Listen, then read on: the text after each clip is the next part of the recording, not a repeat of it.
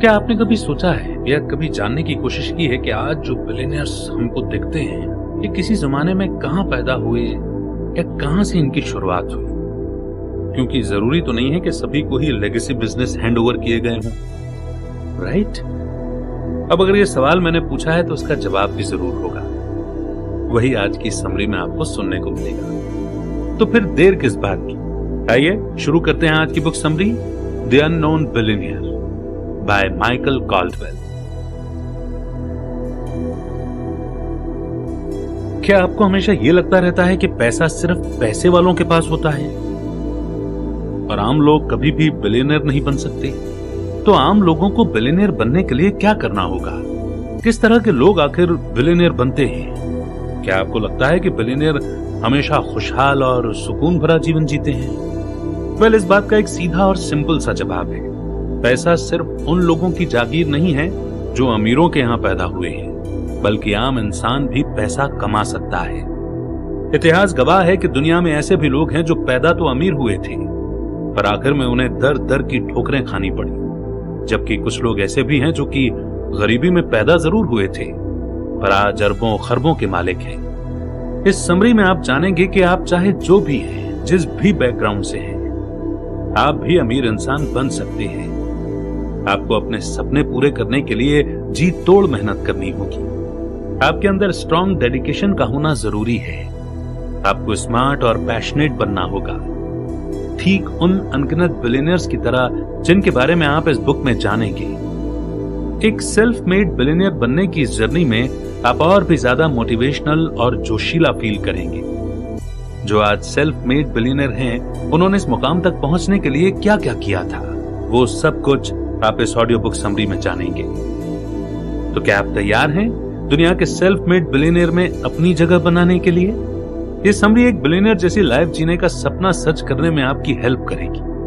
तो आइए फिर इस इंस्पायरिंग और एबंडेंट जर्नी की शुरुआत करते हैं इस पहले लेसन से। जिन सुक चैंग, फॉरएवर 21। जिन सुक चैंग और उनके पति कोरियन नागरिक हैं, जो अपना बिजनेस खड़ा करने का सपना लेकर लॉस एंजलिस में आकर बस गए थे। 1981 में अपनी शादी के वक्त जिनसुक सिर्फ 18 साल की थी और उनके पति डॉन वॉन चैंग 27 साल के। जिनसुक पहले हेयर ड्रेसर का काम करती थी, जबकि उनके पति कोरिया में कॉफी डिलीवरी सर्विस स्टार्ट करने वाले पहले इंसान थे। उन्हें ऐसा लगा कि बिजनेस करने के लिए लॉस एंजलिस से ज्यादा परफेक्ट जगह हो ही नहीं सकती। जिस वक्त वो लॉस एंजलिस गए थे, उन दिनों गारमेंट इंडस्ट्री कोरिया से आए इमिग्रेंट्स और एलए कोरियन अमेरिकन कम्युनिटी के लिए एक बिजनेस ट्रेंड हुआ करती थी। डॉन वॉन ने एक गैस स्टेशन में पहरेदार की ड्यूटी की ताकि वो लोग अपने कपड़ों के रिटेल बिजनेस के लिए कोई सस्ती सी रेंटेड जगह ले सके। बिजनेस कंपटीशन काफी टफ था, इसलिए जिनसुक और उनके पति को अपने कॉम्पिटिटर से एक कदम आगे रखकर चलने की जरूरत थी। जिनसुक को सामान चुनकर बेचने का काम दिया गया और उनके पति बिजनेसमैन बने। दोनों ने अपने क्लॉथिंग स्टोर का नाम रखा फैशन 21, जहां उनका मेन टारगेट था टीनेज कस्टमर्स। वो लोग अपनी बिजनेस स्ट्रेटजी पर कस्टमर्स की चॉइस के हिसाब से फोकस किया करते थे। डिजाइन, मटेरियल और फिटिंग सब कुछ क्लाइंट्स की पसंद के हिसाब से रखा जाता था। उनके स्टोर में वही मिलता था जो कस्टमर्स चाहते थे। इस वजह से उनके क्लाइंट्स दिन ब दिन बढ़ने लगे। दूसरे साल में ही फैशन 21 की सेल पहले साल की सेल जो कि $35,000 थी, उसके मुकाबले $7 लाख तक पहुंच गई, यानी कि $700 तक पहुंच गई। और इसका सारा क्रेडिट जिनसुक को जाता था, जो ट्रेंडी कपड़े चुनने और फेमस डिजाइनर्स के डिजाइन कॉपी करने में माहिर थी। उनके डिजाइन और स्टाइल के कपड़े लिमिटेड होते थे, जो सिर्फ एक हफ्ते तक ही अवेलेबल रहते थे। अगले हफ्ते फिर एक नया डिजाइन आ जाया करता था। इस स्ट्रेटेजी के कारण कस्टमर्स उनके स्टोर में कपड़े खरीदने के लिए टूट पड़ते थे, क्योंकि उन्हें पता होता था कि अगर ये मौका छूट गया तो वो डिजाइन उन्हें दोबारा नहीं मिलेगा। 2005 तक सुक और उनके पति ने पूरे देश में 355 यानी कि 355 स्टोर खोल डाले। 2014 आते आते दुनिया भर में उनके 500 स्टोर खुल चुके थे। अब उन्होंने अपने बिजनेस का नाम बदलकर फॉरएवर 21 रख लिया था। उनकी कहानी से यह बात साबित हो गई कि अगर इंसान के अंदर जुनून हो तो वो क्या नहीं कर सकता, यहां तक कि एक दूसरे देश में भी सक्सेसफुल हो सकता है। बाकी कंपनियों की तरह चैंग कपल और उनके फॉरएवर 21 को भी कई मुश्किल हालातों का सामना करना पड़ा। कई तरह के इल्जाम झेलने पड़े और वो कई विवादों से घिरे रहे। उन पर कॉपीराइट उल्लंघन और लेबर लॉ तोड़ने जैसे इल्जाम भी लगे। उनकी कंपनी के 19 वर्कर्स ने उन पर इल्जाम लगाया था कि कंपनी में उन्हें बेहद बुरी हालत में काम करना पड़ा था। 2001 में Asian Pacific American legal centre ने इन वर्कर्स की तरफ से उन पर एक केस फाइल किया और फॉरएवर 21 को $4 मिलियन में मामला सेटल करना पड़ा था। इसी साल फॉरएवर 21 के खिलाफ एक नेशनल बॉयकॉट लॉन्च किया गया और यह मामला भी 2004 में आकर शांत हुआ। ये कुछ केस थे जो फॉरएवर 21 के खिलाफ फाइल किए गए और सेटल कर लिए गए, और बाकी दूसरे केस भी इसी तरह से सुलटाए गए थे। इन विवादों और मुश्किलों के बावजूद फॉरएवर 21 और जिन सूप को और उनके कस्टमर्स को इन बातों से कुछ खास फर्क नहीं पड़ा। कस्टमर्स पर उनके फेवरेट ब्रांड के नेगेटिव फीडबैक का कोई इंपैक्ट नहीं हुआ। लोग आज भी फॉरएवर 21 के स्टोर में जाकर शॉपिंग करना पसंद करते हैं और उनके अफोर्डेबल यानी कि किफायती डिजाइनर कपड़ों के दीवाने हैं। नेक्स्ट स्टोरी है इंग्वार कैम्प्राड, आइकिया। इंग्वार कैम्प्राड 1926 में स्वीडन में पैदा हुए थे। उनकी परवरिश एगनयार्ड नाम के गांव में एक फार्म में हुई थी जिसका नाम था एल्मटेरेट। इंग्वार बेहद सिंपल लड़के थे, लेकिन उनके सपने बहुत बड़े थे। इंग्वार एक बड़ा बिजनेस खड़ा करना चाहते थे और इस सपने को पूरा करने के लिए उन्होंने कोई मौका नहीं चूका। बचपन में इंग्वार अपने आस पड़ोस में साइकिल चलाकर माचिस के डिब्बे, घर में सजाने का सामान और ऑफिस में इस्तेमाल की जाने वाली चीजें बेचा करते थे। जब वो 17 साल के हुए तो उनके पिता ने उन्हें एक अच्छा स्टूडेंट होने के एवज में इनाम के तौर पर बिजनेस में लगाने के लिए पैसे दिए। ये साल 1943 की बात है जब उन्होंने अपने फेमस ब्रांड आइकिया की फाउंडेशन रखी। इंग्वार ने आइकिया का नाम अपने नाम के पहले 2 अक्षर, अपने फार्म एल्मयार्ड और अपने गांव का नाम एगुनयार्ड के नाम के इनिशियल्स पर रखा था। हालांकि इंग्वार ने अपनी एजुकेशन कंप्लीट नहीं की थी, लेकिन इसके बावजूद उन्होंने अपना सपना पूरा करके दिखाया। वो इसे एक स्टेपिंग स्टोन मानते थे जिसने उन्हें अपना खुद का बिजनेस खड़ा करने का एक्साइटमेंट दिया था। इंग्वार का विजन आइकिया को लेकर कुछ यूं था कि यह कंपनी उनके लिए नहीं बल्कि दूसरों के लिए है। उनका गोल लोगों को सस्ता मगर यूनिक डिजाइन का फर्नीचर अवेलेबल कराना था। जल्द ही आइकिया एक ऐसे सेल्फ असेंबल्ड यानी कि खुद जोड़ना फर्नीचर और होम डेकोर्स के लिए फेमस हो गया जो कस्टमर्स को खुद अपना फर्नीचर असेंबल करने की एक सेटिस्फैक्टरी फीलिंग देता था। एक और फैक्टर था जिसने आइकिया को पॉपुलर बनाया था और वो ये था कि डिसलेक्सिया होने के बावजूद इंग्वार ने प्रोडक्ट्स का नाम रखने के लिए नंबर्स यूज करने के बजाय स्वीडिश नाम रखे थे। उन्होंने अपने फर्नीचर के नाम स्वीडिश शहरों के नाम से लेकर स्वीडिश आदमी और औरतों के नाम पर रखे ताकि इंग्वार को नाम याद रखने में आसानी हो। जब कस्टमर्स उनसे होम डेकोर और फर्नीचर्स खरीदते हैं तो आइकिया अपने कस्टमर्स को एक अलग ही एक्सपीरियंस देता है। कस्टमर्स उन फर्नीचर्स पर बैठ सकते हैं, उन्हें छूकर देख सकते हैं कि ये पीस उनके घर में कैसा लगेगा या उसे यूज करने का एक्सपीरियंस कैसा रहेगा। आइकिया को भी दूसरे बिजनेस की तरह कुछ कंट्रोवर्सीज फेस करनी पड़ी। उनमें से एक कंट्रोवर्सी ये थी कि कस्टमर्स के मन में आइकिया के प्रोडक्ट्स की ड्यूरेबिलिटी और क्वालिटी को लेकर डाउट था। उन्होंने कहा कि आइकिया अपने प्रोडक्ट्स में चीप मटेरियल यूज करता है, इसलिए उनके प्रोडक्ट लॉन्ग लास्टिंग नहीं होते। कंपनी की सबसे बड़ी कंट्रोवर्सी ये थी कि आइकिया के प्रोडक्ट बनाने के लिए जर्मनी की जेलों में कैदियों का इस्तेमाल किया गया और उनका फायदा उठाया गया, जबकि सच तो यह था कि आइकिया डायरेक्ट उन कैदियों के साथ काम नहीं करता था, बल्कि एक एजेंसी इन कैदियों के जरिए आइकिया के लिए प्रोडक्ट्स बनाया करती थी।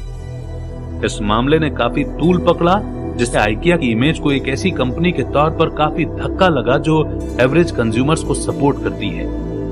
मामले को शांत करने के लिए आइकिया ने एक स्टेटमेंट को जारी करते हुए कहा कि वे कैदियों का शोषण नहीं कर रहे थे। हालांकि यह मामला फिर भी शांत नहीं हुआ। एक और बड़ी कंट्रोवर्सी उन्हें तब फेस करनी पड़ी जब इंग्वार ने 1994 में एक प्रो नाजी मीटिंग अटेंड की। हालांकि उन्होंने इस इल्जाम से इनकार नहीं किया, बल्कि उन्होंने अपनी इस गलती के लिए पब्लिकली माफी भी मांगी। जल्द ही उन्होंने एक मेमो भी रिलीज किया जिसका टाइटल था the greater mistake of my life. Ingvar के आइकिया का विजन आज भी वही है और वो अपने प्रोडक्ट्स की क्वालिटी इंप्रूव करने के लिए सस्टेनेबल मटेरियल जो वो यूज करते हैं उसे डबल करना चाहते हैं। आज की तारीख में इंगवार ने कंपनी के बोर्ड में पोजीशन ले रखी है और अपने तीनों बच्चों को उन्होंने पावर दी है कि वे आइकिया के विजन और लॉन्ग टर्म स्ट्रेटेजी को आगे बढ़ाएं। नेक्स्ट इंस्पायरिंग स्टोरी है बॉब पार्सन्स की। बिलियनियर बनने से पहले बॉब पार्सन्स की फैमिली बाल्टीमोर में पैसों की तंगी का सामना कर रही थी। पार्सन्स अपनी फैमिली के लिए 2 वक्त की रोटी जुटाने के लिए जी तोड़ मेहनत किया करते थे। पैसे कमाने के लिए पार्सन्स ने क्या क्या पापड़ नहीं बेले। उन्होंने न्यूज़पेपर डिलीवरी बॉय से लेकर गैसोलीन बॉय और यहां तक कि कंस्ट्रक्शन साइट में भी मजदूरी की। पार्सन्स ने पैसे कमाने के लिए तो काफी मेहनत की, पर स्कूल में उनकी परफॉर्मेंस कुछ खास नहीं रही। वो बताते हैं कि स्कूल में उन्हें बहुत कम ग्रेड्स मिलते थे और वो सिर्फ हाई स्कूल तक ही पढ़ पाए, क्योंकि 1968 में उन्हें मरीन कॉर्प्स में भर्ती कराया गया था। उनके टीचर्स ने डिप्लोमा लेने में उनकी मदद की ताकि वो मिलिट्री में भर्ती हो सके। पार्सन्स ने United states marine corps join किया, जहां पर 1969 में उन्हें जंग के लिए वियतनाम भेज दिया गया था।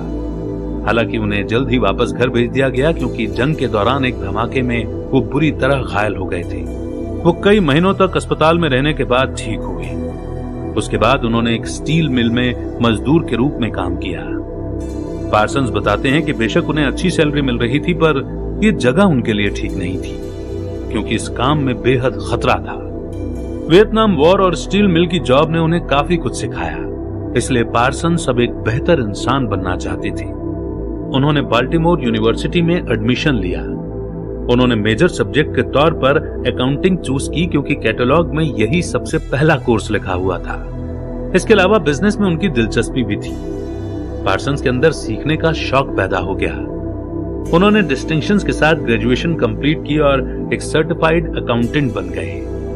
उन्होंने कई कंपनियों के लिए काम किया और इसी दौरान उन्हें एक नया शौक लगा, कंप्यूटर प्रोग्रामिंग का। कंप्यूटर प्रोग्रामिंग सीखने के बाद पार्सन्स ने एप्पल II खरीदा और इसके ऑपरेटिंग सिस्टम और प्रोग्रामिंग लैंग्वेज को स्टडी करना शुरू कर दिया। उन्होंने कभी कोई प्रोग्राम नहीं खरीदा था, क्योंकि वो खुद अपने कंप्यूटर के लिए प्रोग्राम बनाते थे। पार्सन्स ने कंप्यूटर प्रोग्रामिंग में काफी कुछ सीखा, क्योंकि उन्हें इसका हद से ज्यादा शौक था। एक रात उन्हें ख्याल आया कि क्यों ना वो खुद का सॉफ्टवेयर बना करके बेचें। हो सकता है कि दूसरे लोग उनका सॉफ्टवेयर खरीदना चाहें। बस फिर क्या था, उन्होंने पार्सन्स टेक्नोलॉजी खोल ली और एक सॉफ्टवेयर बनाकर बेचने लगे। लेकिन जल्द ही उन्हें यह भी पता चल गया था कि बनाने और बेचने में काफी फर्क होता है। सॉफ्टवेयर बनाने के चक्कर में पार्सन्स करीब करीब दिवालिया हो चुके थे और तीसरी कोशिश में वो जाकर के सक्सेसफुल हुए थे। लेकिन इस एक्सपीरियंस ने उन्हें एक सबक सिखाया कि अगर इंसान पहली बार कोशिश करे और फेल हो जाए तो उसे हार नहीं माननी चाहिए। हो सकता है कि आपका तरीका गलत हो, इसीलिए अपने तरीके को चेंज करो और फिर से ट्राई करो। 1994 में पार्सन्स ने अपना बिजनेस 64 मिलियन में इंटुइट को बेच दिया और फिर हवाई चले गए। बाद में उन्होंने GoDaddy की शुरुआत की। ये एक ऐसी कंपनी है जो सस्ते प्राइस में वेबसाइट एड्रेस और उससे रिलेटेड सर्विसेज प्रोवाइड करती है। शुरुआत में GoDaddy की जर्नी भी उतनी स्मूथ नहीं रही। उन्हें सुपर बाउल एडवर्टीजमेंट में काफी पैसा इन्वेस्ट करना पड़ा, जो हालांकि कंट्रोवर्शियल था पर काफी इफेक्टिव भी रहा। 2011 में पार्सन्स की मेहनत रंग लाई, जब GoDaddy का 2/3 हिस्सा $2.2 मिलियन और 930 मिलियन में बेचने में वो कामयाब रहे, और वो भी कैश में। बेशक उन्होंने CEO की पोस्ट छोड़ दी थी, पर वो कंपनी के सबसे बड़े शेयर होल्डर हैं, जो एक एग्जीक्यूटिव चेयरमैन के तौर पर काम कर रहे हैं। पार्सन्स और उनकी वाइफ ने एक फाउंडेशन भी स्टार्ट किया है जो एड्स के मरीजों और बेघर लोगों की मदद करती है। उनका मानना है कि दुनिया में हर बच्चे को best education, best health care और एक स्ट्रेस फ्री माहौल मिलना चाहिए। पार्सन्स कहते हैं कि वो इस दुनिया में खाली हाथ आए हैं और जो कुछ उन्होंने कमाया है यहीं से कमाया है, इसलिए अपनी दौलत का कुछ हिस्सा जरूरतमंदों में बांटकर उन्हें बेहद खुशी मिलती है।